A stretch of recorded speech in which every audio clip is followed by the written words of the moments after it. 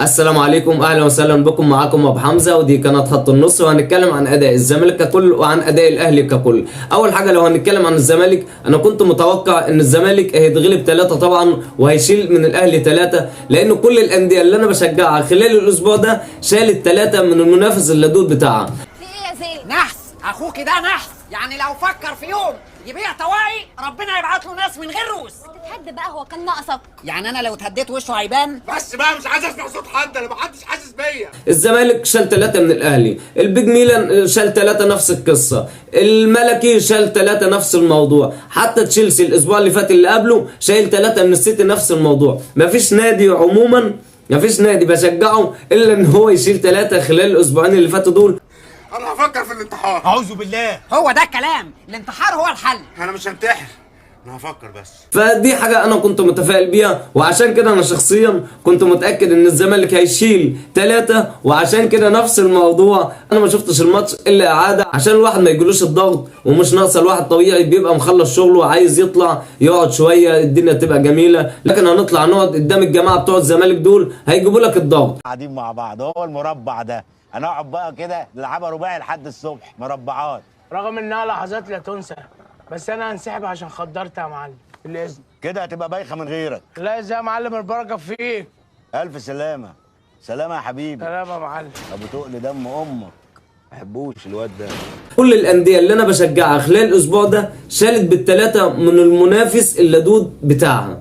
ايه السبب في عدد 3؟ ما تفهمش. طب ايه السبب ان كل الانديه اللي انا بشجعها تشيل بال3 ومن المنافس اللدود بتاعها في القمم؟ يعني ايا كانت قمه اسبانيا، قمه ايطاليا، القمه عندنا هنا، قمه الانجليز. ما تواضح كده يا جماعه. ممكن يكون العيب فيا انا، ممكن انا اكون انا اللي مشجع منحوس، او ممكن انا اللي بنحس الانديه دي. كل الانديه اللي انا بشجعها بتشيل بال3. لو شجعت اي نادي الايام ديت هيشيل بال3 نفس القصه من المنافس الاول بتاعه. في ايه بالظبط؟ ما تفهمش. العدد 3 انا خلاص، انا واحد من الناس ما بقتش بتفائل بالعدد 3. لكن دلوقتي لو هنيجي نحلل الاهداف بتاع الاهلي اللي جت في الزمالك، اول هدف يا جماعه مفيش ولا دفاع ولا في خط نص ولا في باك مغطي على الجون.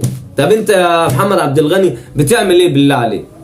الناس دي فعلا يا جماعه عايزه تتعلم اساليب الدفاع دي ازاي. خط النص طبيعي لازم يزيد في الدفاع، مفيش خط نص. الدفاع نفسه اصلا مش فاهم ازاي بيدافع. طب فين الباك اللي مغطي نفس الموضوع؟ فانت يا محمد عبد الغني مش بتلعب على لوكاكو عشان هو اللي يحضن وانت اللي تبقى من الخلف. لا يا بيه، ده انت بتلعب يعني قدام لعيبه ممكن ما جابتش جوان بقالها 6 سنين.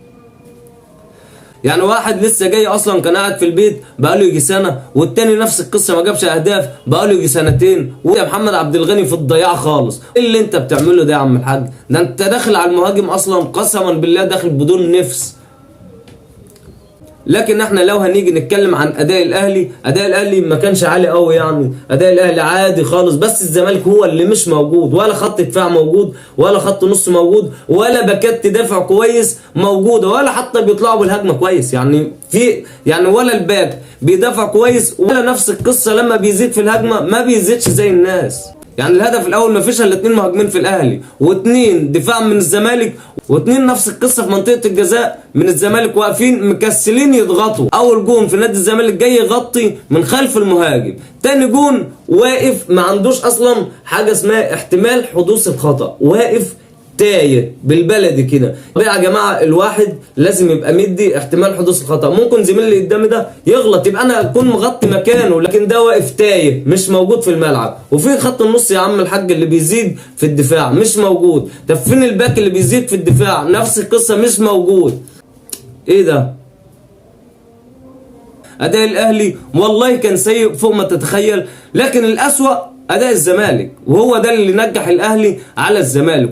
هو واحد اعمى كان بيلعب مع واحد احول، فالاهلي تعبان والزمالك اتعب منه. الزمالك كان كتيان بالبلدي كده والاهلي تعبان، لكن اداء الاثنين طبعا مش هي دي القمه، مش هي دي اللقاءات اللي الناس بتستناها من اول ما الموسم بيبدا. بتيجي تشوف الاهلي والزمالك هيلعبوا امتى. لا، اداء باهت جدا بشكل مش طبيعي. ماتش اصلا انت تقعد قدامه تنام، انت ممكن اصلا تنام قبل ما الماتش يبدا. ايه ده؟ ايه قمه الملل اللي انتوا بتعملوها دي؟ ولعيبه عماله بس اهم حاجه تاخد في ملايين، واللاعب يقعد يجدد في العقد، يقعد يتنطط ويقعد يتنك.